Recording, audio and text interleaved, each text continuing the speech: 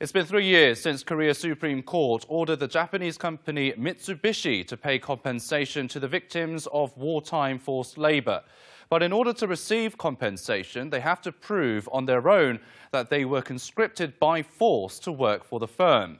Tokyo claims there is no data on welfare pension, which would serve as crucial evidence. The Japanese government has even changed the relevant laws to make it difficult for the victims to receive their pensions.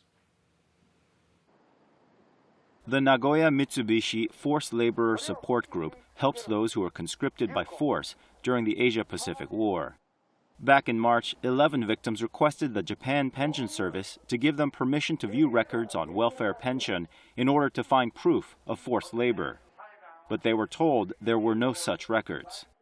The support group applied for permission again by submitting one of the victims' photos taken during her conscription, her Japanese name, and pension number. A Japanese lawmaker stepped in to request permission on behalf of the victims. He was told that the archives disappeared during the war, but subscription to welfare pension could be recognized nonetheless. A response received 5 months later even indicated a pension subscription period at Mitsubishi Heavy Industries' aircraft manufacturing site in Nagoya, where forced laborers worked. 圧力をびっくりしたわけじゃありません。そういう答えでしたね。それで済んだんですか?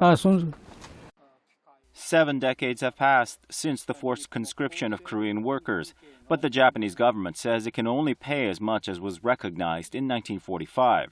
This means each victim can receive a paltry amount of slightly over 1,000 Korean won, or 99 Japanese yen. Under the revised laws, victims must apply for welfare pensions on their own. 普通日本の行政手続きを見ると結構時間かかります。かかりますよ。命がなくなることを期待しているかのようにこちらとしては思いますよね。